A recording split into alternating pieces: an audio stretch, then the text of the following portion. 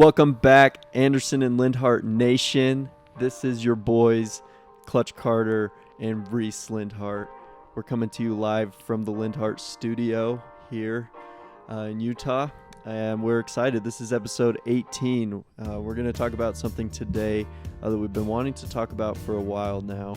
We've been formulating our thoughts, and we've had plenty of conversations from the time that we've known each other about this. And so this is something we're really excited and really passionate to talk about. We're going to be kind of talking, like the main gist of this is going to be social media, and we want to get across a lot of our thoughts on techniques that we've used to make sure that it doesn't become an unnecessary distraction, trying to really make sure that we use it as a tool and that it doesn't use us like a tool. So that's kind of what we're going to be talking about today. So we're really excited. Yeah, for sure. So, yeah, like Carter said, this is something that we've talked about this together a lot. And it's still something I still don't have my thoughts super pinned down, but I do have a lot of thoughts on it, if that makes sense. So, yeah, we just want to kind of explore our thoughts, kind of maintain that platform where it's just a conversation where we can kind of discover new points of views and also relay some of the points of views we already have. But yeah, so social media, man. I guess I have a question for you, because I want to set the stage of being, you're a lot more disciplined than I am with social media. So I'm curious, what has gotten you to the point where you're so passionate about being disciplined about social media? Because like for me, like I set like my time limit for 30 minutes a day on Instagram. And then if I want to do more, I have to like put in my passcode. And usually it's like maybe 45 minutes a day or whatever. Mm-hmm. And so it's like, obviously like that's a good amount of time, but usually it's like within, like when I wake up in the morning, like, cause I scroll on Instagram to wake me up or whatever it might be. But you're a lot more disciplined, where you're maybe like 5-10 minutes a day on social media. So I'm wondering kind of what has pushed you to the point where you've gotten so disciplined with it. I think so. I'm not going to be able to answer this question fully because I would have to think about it a lot. But off the top of my head, it all started on the mission, because before my mission, like I was hopelessly addicted to social media, and I didn't even know it in high school. It was just like, it was normal. And I would notice like I erred more on the respectful side. Like if someone was talking to me, I wasn't checking Snapchat and stuff. Like there was some people, we all know people who do that, like especially in high school, but nonetheless, I was just, like I said, hopelessly addicted. That's like the best term I can use for it, because it was just felt like there was no going back. Like social media had a grip on me. And then I got to the mission. When I first got into the mission field, the Chesapeake mission still didn't have phones. Oh, that's right. You had paper stuff. Yeah, so we were paper planner. We had a flip phone. Literally, me and my companion had a flip phone. And I got so fast at typing on there. Was it the keyboard one or like the flip up? It was like a flip up. Okay. Some missionaries had the slide ones with the actual keyboard, but ours was a legit flip phone. You just have the numbers, and each number has a few letters, 3 letters. You felt like such a loser pulling that out. Yeah, I know. I'm hey, like, can we get your number? Yeah, and like, it was 2018. Yeah, we're like, oh gosh. No wonder people don't. I know, dude. But yeah, I got fast on there. I was like, but anyways, so I think the Chesapeake mission got phones when I was in my third or fourth. I think it was my third transfer. So I was like midway through my third transfer. So that's that was about 4 months into my mission. So I hadn't had a phone for that long. I hadn't had the influence of social media for that long. And we just had Facebook, And so I got it, and I honestly, like, I didn't, like, the switch didn't just flip onto no social media to a ton. Like, I didn't get, like, super hooked to it, but slowly I started to get on it more and more and more. Just scrolling, like, it's so pointless. Anyways, then fast forward to when I was in Hampton. So now I'm, like, 7-8 months into my mission. I've had a phone for, like, 4 months. I kind of got addicted to this idea that I could be disciplined and I could be in control of myself at all times. And that I think that was one of the main drivers that drove me to quit getting on social media without a purpose. And like I'm just going to preface this right now, but like I've talked about this with you. If your purpose is to get on Instagram and scroll for 10 minutes, but that's your purpose and you've premeditated that, then I think that's fine. But if you're just mindlessly getting on to scroll, that's where I think you're entering dangerous waters. And I was doing that a lot.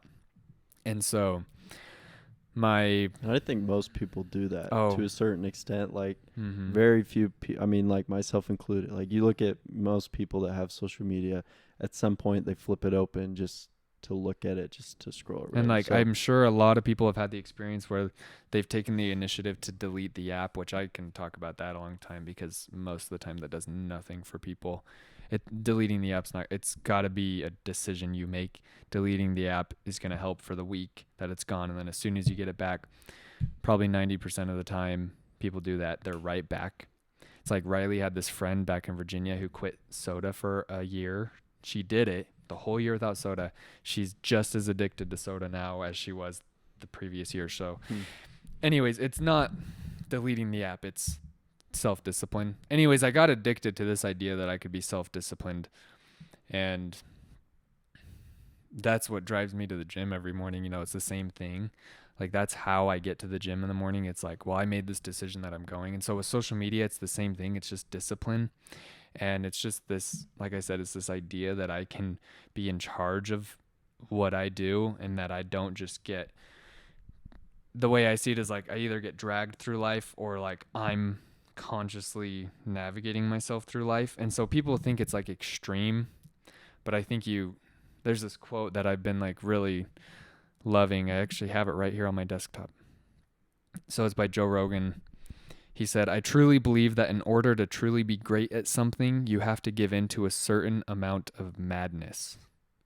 And I think that's true, because yeah, I'm kind of over the top with my social media. Like I don't spend a lot of time on it, and I think it's all down to self-discipline. If it's infringing on your self-discipline, then something needs to change. Anyways, that kind of answers the question halfway. I think that was the main motivation, and still is this idea that I can master myself, and anything that gets in the way of my self-mastery, because the way I started looking at it was, do I want to take orders from this piece of metal and circuit board? Take orders from this inanimate object? Yeah, exactly. Like it's the whole yeah. So what Carter's referring to is, on the mission, there was a bunch of missionaries who were sleeping in a ton, and our job was to make sure we weren't psychos, but our job was to make sure we were following the rules. What was the quote? What was the? We were a little mad, right? Like to be a good missionary, you gotta kind of go all in and be a little bit. You gotta be. It's like in the military. These guys, you get bonus points for folding your underwear the right way in the military. You get bonus points for making your bed the right way. So obviously the mission wasn't that far, but it's far. It's disciplined. And so you wake up at 6:30 as a missionary. That's what you do. You wake up and you get out of bed. You don't just lolly around. And there was times on my mission, like at the beginning, where I slept in till like 7:30 a bunch. And then like once I got to Hampton and like started getting obsessed with this self-discipline idea, never again. Like never again. But anyways, so Carter's referring to this time where a bunch of missionaries were sleeping in, and our mission president was telling us this, and we were a little frustrated. We might have been a little judgy, but it was annoying because like they were just slacking so much, and waking up at 6:30 is probably one of the easier things you have to do as a missionary. Probably one of the easiest rules. It's so easy. The alarm goes off, you get up. That's it. That's all you have to do. It's like, and you're allowed to get up and go sit on your study chair and stare at the wall. Like you're allowed to do that, but you just have to get up. But anyways, so we to express our frustration and anger, it was like our first. It wasn't podcast. like super, but wait, what? It was like our first. It was the OG podcast or motivational speech. Pretty much. So we got home one night, and we decided we were going to yell at our couch. Or we had a couch and a chair. Like that gross. Or the wall. Yeah, it was like that weird black leather couch. It's all ripped up. But we started like pretending it was them, I guess, and just No, we weren't. We were saying we want to take out our negative energy on the couch and not the right. people, because we love the people and we don't want to put it on them. So we were like, I started being like, "Are you really gonna take orders from a bed?" And Carter's throat was hurting or I something. don't remember why, but I think you had a sore throat. Just went like super high pitched, like, "Are you guys seriously gonna take orders from that inanimate object of the bed?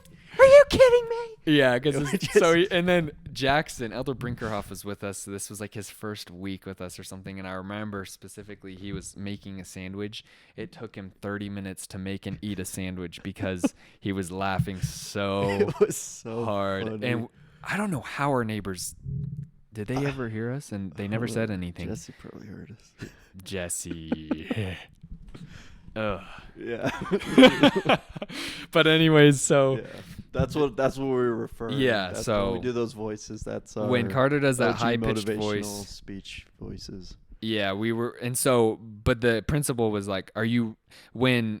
And I honestly am kind of crazy about that. I'm like, if I get on my phone, and every once in a while I still do it, it's like muscle memory. I'll go for Instagram or something, and then I'll be like, "Hold up," and I started exercising this discipline muscle where I was like, "Whoa, hold up."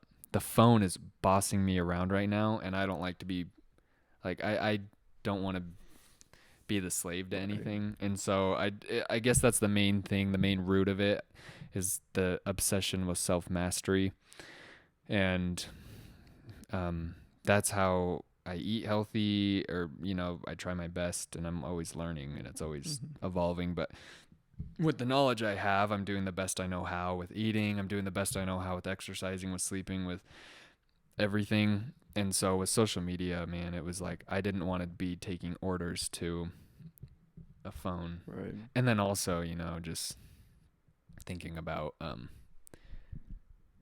no, I'm not even going to get into that. I was going to get into like social dilemma stuff. Is that what the movie was called? But yeah, watch The Social Dilemma on Netflix. That's kind of part of it, but literally the main thing is just self-discipline. So, long answer for a short answer, I guess. So I think for a lot of our listeners, obviously if you're listening to the show, either you're our moms, are really good friends, or you're someone trying to improve their life to some extent. And love you, mommy. We hope you're doing that. But for me, I think like a good question I always ask myself to like figure out like what I've learned and kind of the things that I'm developing is like, what would I tell myself in high school to like avoid this? So like if you were to tell yourself in high school kind of some of the things that you've learned or warnings that you would give yourself about social media, what would be some of those things that you'd be like, hey, like Reiss, when you're 16 or 17, like try you should do this, or you should stay away from this? What would be some of the things that you would kind of want to tell yourself? Yeah, that's a good question. First I'll say I was listening to an interview that Tony Robbins had with this guy named Lewis Howes. He was an aspiring NFL player. He's a really good athlete, but then his life kind of turned to more self-development. He has this podcast. He interviews amazing people like Tony Robbins. But this is like the fourth or fifth time he had interviewed him. This was just like 2 months ago or a month ago. But he asked a question similar to that of like, what would you tell your younger self, or something like that. And he made a good point. He was like, well, life is happening the way it's supposed to, and everyone's at different stages. So theoretically nothing. But on the other hand, theoretically, if I were to tell my high school self something about social media, I would just teach that principle about self-discipline and just say, if this is starting to take away from your self-mastery and it's starting to master you, kind of like you said in the introduction, then you need to take a pause. And then also just social media, when a lot of people who get wrapped up into it, because I'm not claiming to be like I'm better than anybody for not being wrapped up into it. Like, not at all. It's not my intention, or that's not where I'm coming from. This is just my experience and my journey. But people who get really wrapped up into it, something that I've noticed is their minds get turned towards worldly stuff more. Like trends are fun and cool, but when it's all you're caring about, trends, celebrities, music, movies, like these are things that I like. Movies and music I really enjoy and I really care about, but this is all that saturates people's conversations. And I don't know if this is making sense, but also gossip is, and talking negatively about people is oh my gosh, like, did you see their post? Oh, she's such a whatever. And it's like, oh my gosh, I hate, like, it's just like, I know people who are like, oh my gosh, this friend group, they're so annoying. And I'm like, I get it, like, Right. cool, but it's an easy avenue for gossip. yeah. So that, as I was talking out loud, I got to that.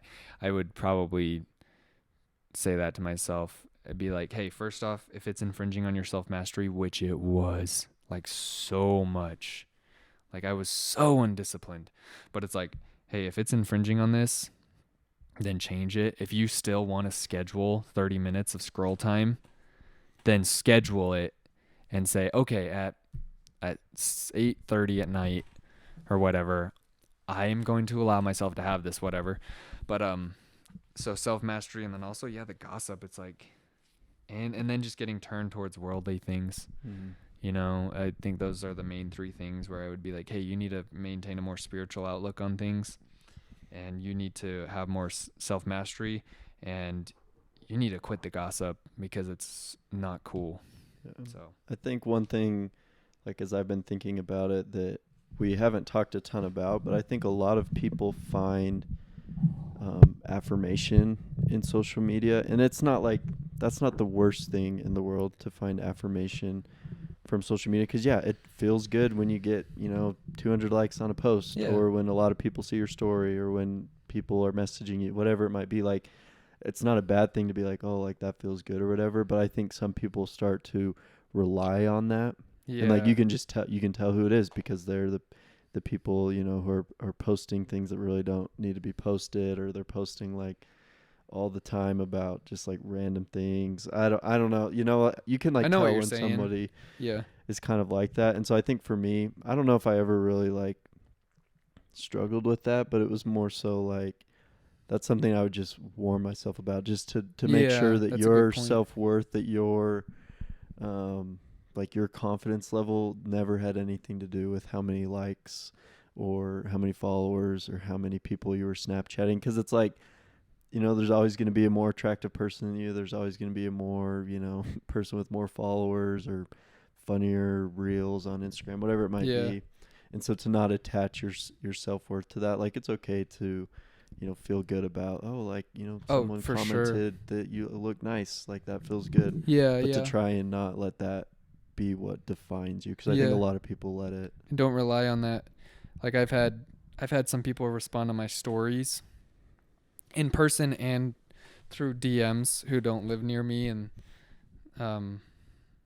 like one guy who I know, he's out in Virginia right now actually for work, but he messaged me, and he lifts too. He's stronger and bigger than me. See, it's like there's always someone.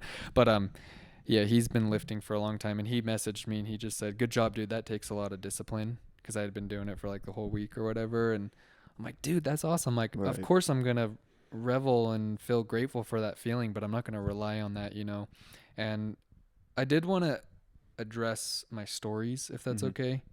I just wanted to say why I do them, why I started doing them.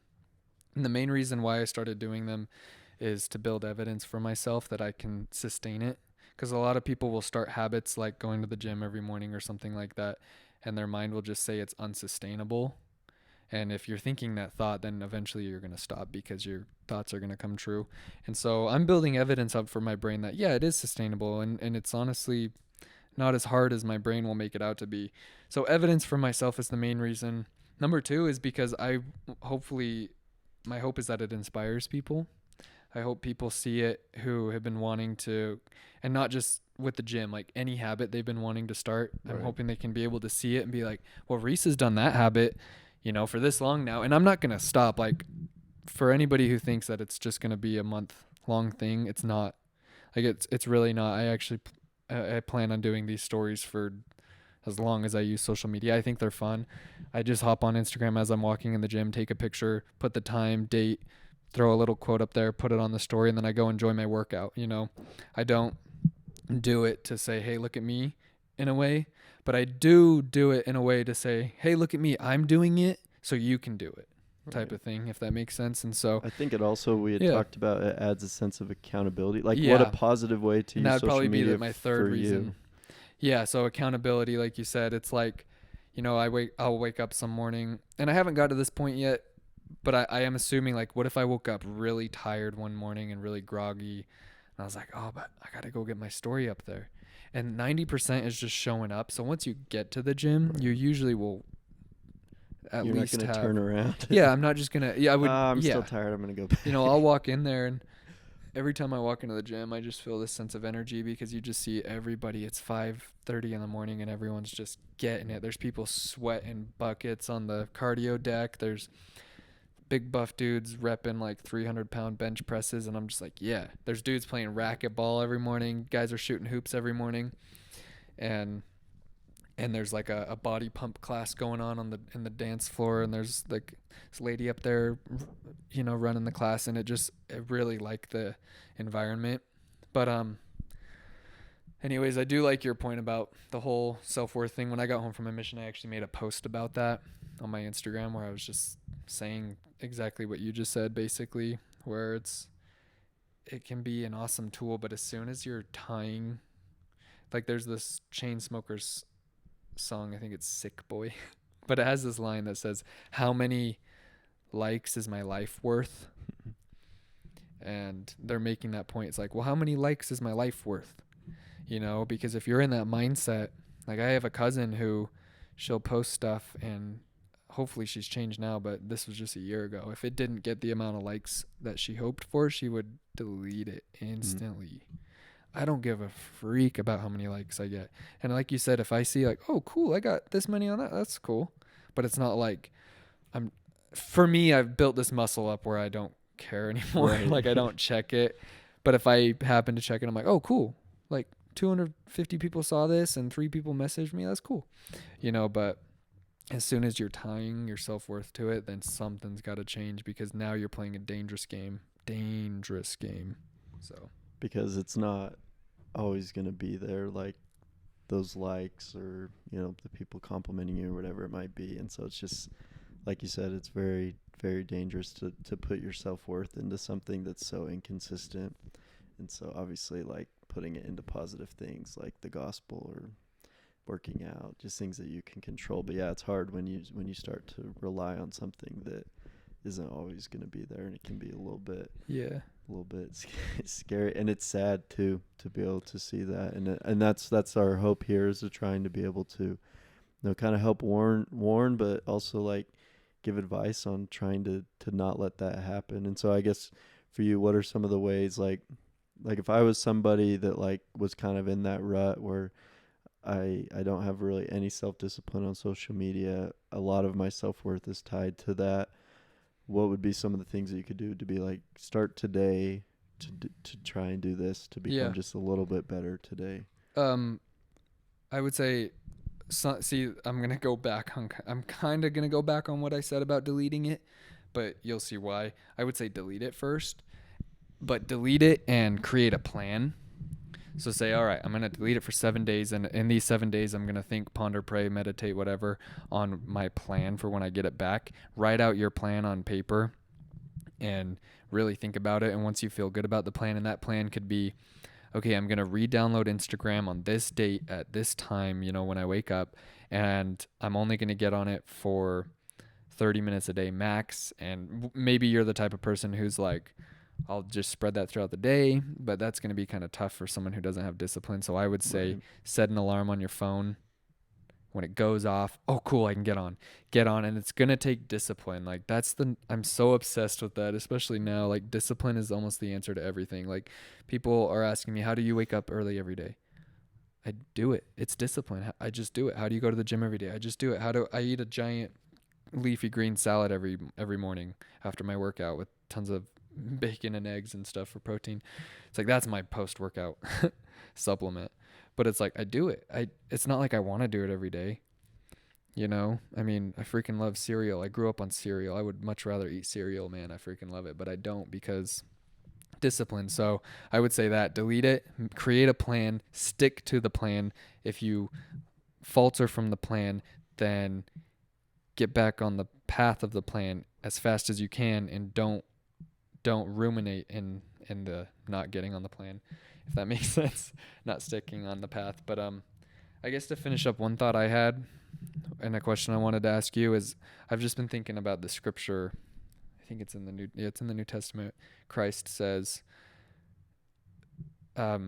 basically, I'm just going to paraphrase because I don't remember it word for word, but if you're always trying to find yourself, you'll never find yourself. And once you lose yourself in the service of others, you find yourself. So how have you been able to feel love for yourself and for others? Like, how have you been able to, I guess, just find fulfillment and love in your life by putting others first and seeking to serve other people? Yeah, I'm glad you said that because I had a thought earlier and then I forgot it, and then you asked me that and I remembered it. But I think one of the things that we oftentimes don't look at with social media is how much good it can do. And for me, like, I remember people being like, oh, you're so lucky to be able to, go to a mission that has Facebook because you'll be able to stay in contact with people. And then nothing against, return missionaries, but a lot of the time they'll be like, oh, I haven't talked to anyone from my mission in 6 months or a year and a half, or like, especially people that they taught. But like, for me, that's been one of my, like, probably like saving graces since being home, is being able to still reach out to the people that I taught or the people that I served with or the members that I worked with, whatever it might be, being able to have that ability to still feel that love for those people and to not just have that be like, oh, that was my past life and they're not really part of that, but being able to have those people that were so important to me still be able to be a part of my life is probably one of the biggest ways. And I don't know if you were asking the question in the sense of social media or not, but no, just in general, honestly. For me, that's been one of the biggest ways for me to turn outwards, to use it for good. Like, people tease me all the time. I'm not the best texter in the world, but it's because I try and reach out to so many people so often.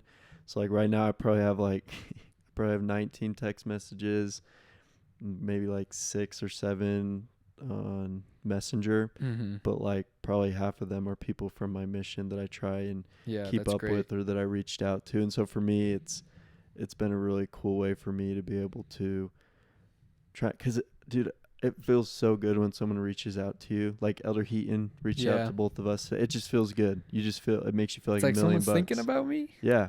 That's and so cool. For me, it's like I want to be able to do that for as many people as I can. Yeah. And especially with like the position we served in as missionaries or the people that we're able to work with, like it means even more so to them. And so I try and take that seriously, because it's like, man, it feels really good, and it makes you feel like, you hear the stories like, he reached out to me when I was having a really bad day, and it's like, I just want to be able to have that opportunity as much as I can. Like, I have a list like 30 people long that I just, every time I have, and this is something I should probably do better, every time I have downtime, I try and like just check off one person on that list or whatever it might be. And that's so awesome, dude. For me, that's something that I've with specifically social media that's helped out a lot, finding a lot of fulfillment and meaning, because it means a lot. And usually they'll send, not that you do it for this, but usually they'll send something back like, hey, like, you meant a lot to me too, and just things like that. So that's probably would be my answer. That's awesome. Yeah, I just wanted to address that and bring that point up, because I was just thinking about how people are trying to find love and what's the word? Validation. Yes. Love and validation through posting. Like, oh, if I get 200 likes, then I'm worthy, or something like that. They might not be thinking that consciously, but that's kind of their vibe. But I was just wanting to bring up the point that, and we can totally do a whole episode on this, but the best way to feel love is to give it. Right. Because as soon as you give love, you feel it instantly. And so I just wanted to get some personal experiences sparked up, because I know that's something that you are always consciously working on, is trying to turn outward and to give love. That's the best way to find it. It's not to post a picture of yourself where you look good. There's nothing wrong with that. But it's like, if you're doing that just for the reason of trying to feel love, then you're playing an empty game, and it's going to lead nowhere good. But if the best way to get love is to give it, and I really believe that. And when you do that, it's going to be crazy, because you're going to start to receive, like, more people are going to want to interact with you on social media. More people are going to like your posts. More people like, and so it's like kind of weird because it's backwards, but it's like as you turn, like, it's the same thing as missionary work. As you started to lose yourself in it, you started to find more joy. You started to find more happiness, more fulfillment, probably a little bit more success because you're more invested into it. Yeah. And so it's kind of interesting. The same thing happens in your life, and it's not easy to do. You like it. I mean, you got so many things to worry about, but when you kind of start to get into that, like, things just start to work out because you're sending out such positive things that those things are going to continue to come back to you. Yeah, definitely. And I think that's a perfect place to end. But hopefully this, like the format we're always going for is just an exploration of our thoughts, and hopefully it feels like you're a part of the conversation. I know when I listen to podcasts like this, I honestly do feel like I'm a part of the conversation because it sparks new thoughts in my mind and things like that. You almost wish you could be there and be like, I want to like butt in and be like, oh, well, I have this thought, and so hopefully it's gotten a ball rolling in your mind and some new thoughts and hopefully some new things to try, some mind gum things to chew on. But yeah, we really appreciate everybody. It's starting to get exciting to see how many podcasts we're getting to stack up. I mean, 18. This will be the 18th one. We are on Spotify, Apple Podcast, Amazon, and Google Podcasts now, and we'll still be on YouTube. So now you don't have to have your screen on to listen to Shout out to my mom. She's like, she's only listened to 3 of them. I found out on the drive up here. I was like, are you kidding me? She's like, it's hard to listen to. I was like, oh my gosh, whatever. So now she has no excuses. She's got to listen to them all now. You heard it. You heard it, Mama No, Anderson. we appreciate all your guys' support. We love being able to interact with you guys and being able to help you guys out. And if there's anything you want us to talk about or anybody you think would be great to have on, please reach out to us. Or if there's anything we can do to help you out, just let us know. But we love you guys, and we'll talk to you later. Love you. Bye. Love you. Bye.